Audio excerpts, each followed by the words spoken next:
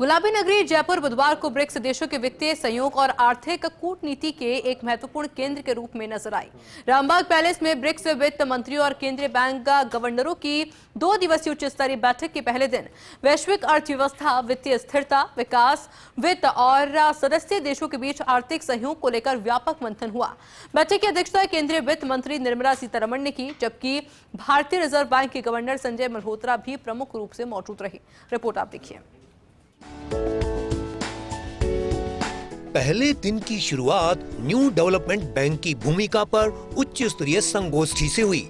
इसमें विकासशील देशों की आधारभूत संरचना संबंधी जरूरतों को पूरा करने के लिए निजी पूंजी जुटाने और विकास वित्त को मजबूत करने पर विचार किया गया। इसके बाद वित्त मंत्रालयों और केंद्रीय बैंकों से जुड़े साझा मुद्दों पर संयुक्त सत्र आयोजित हुआ। बैठक में वैश्विक आर्थिक परिस्थितियों से उत्पन्न जोखिम, वित्तीय स्थिरता, उभरती अर्थव्यवस्थाओं में मजबूत और टिकाऊ विकास तथा अंतर्राष्ट्रीय वित्तीय सहयोग को लेकर सदस्य देशों के प्रतिनिधियों ने अपने विचार रखे। सीमा पार भुगतान व्यवस्था को अधिक सुरक्षित, तेज और कम खर्चीला बनाने के उपायों पर भी चर्चा हुई। ब्रिक्स देशों के बीच स्थानीय मुद्राओं में आपसी व्यापार को बढ़ावा देने और अंतर्राष्ट्रीय लेन देन में अमेरिकी डॉलर पर निर्भरता कम करने के विकल्प भी चर्चा के महत्वपूर्ण विषय रहे। सदस्य देशों के बीच वित्तीय सहयोग बढ़ाने और अंतर्राष्ट्रीय वित्तीय व्यवस्था में सुधार की संभावनाओं पर भी विचार किया गया। 11 देशों की मौजूदगी। बैठक में ब्रिक्स के सभी 11 सदस्य देशों के वित्त मंत्रालयों और केंद्रीय बैंकों के वरिष्ठ अधिकारी और प्रतिनिधि शामिल हुए। ब्राजील, रूस, भारत, चीन, दक्षिण अफ्रीका, मिस्र, इथियोपिया, ईरान, सऊदी अरब, संयुक्त अरब अमीरात और इंडोनेशिया के प्रतिनिधियों की मौजूदगी से जयपुर में आयोजित इस बैठक का अंतर्राष्ट्रीय महत्व और बढ़ गया। सिटी पैलेस में दिखी जयपुर की विरासत। औपचारिक बैठकों के बाद शाम को प्रतिनिधिमंडल जयपुर की ऐतिहासिक विरासत से रूबरू होने सिटी पैलेस पहुंचा। प्रतिनिधियों ने सिटी पैलेस परिसर में विभिन्न ऐतिहासिक स्थलों और संग्रहालयों का भ्रमण किया। कुछ ब्रिक्स देशों के प्रतिनिधियों ने हवा महल को भी बाहर से देखा।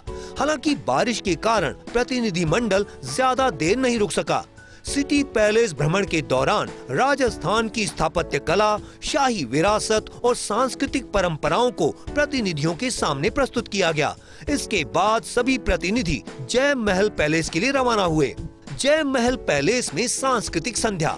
जय महल पैलेस में प्रतिनिधियों के लिए विशेष सांस्कृतिक कार्यक्रम और रात्रि भोज का आयोजन रखा गया।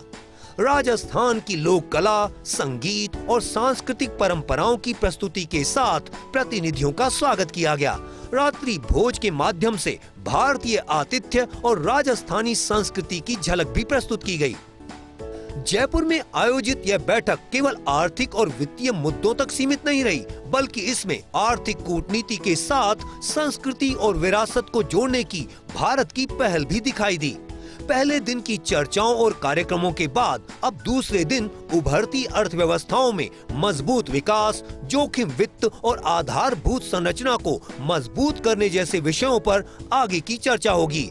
यह बैठक आगामी ब्रिक्स शिखर सम्मेलन के लिए वित्तीय और आर्थिक एजेंडे को मजबूत आधार देने वाली महत्वपूर्ण कड़ी मानी जा रही है। अगले महीने नई दिल्ली में होने वाले ब्रिक्स देशों के शिखर सम्मेलन से पहले गुलाबी नगर के अंदर ब्रिक्स देशों के वित्त मंत्रियों की महत्वपूर्ण बैठक का आयोजन किया गया। बैठक के पहले दिन एनडीबी यानी न्यू डेवलपमेंट बैंक के गठन, विस्तार और परस्पर सहयोग के लेकर विशेष चर्चा हुई, ताकि अमेरिका की छाया से वैश्विक अर्थव्यवस्था को निकाला जाए और डॉलर का डटकर मुकाबला भी किया जाए। कैमरा पर्सन साहिल के साथ Nirmal Tiwari, first India news, Jaipur.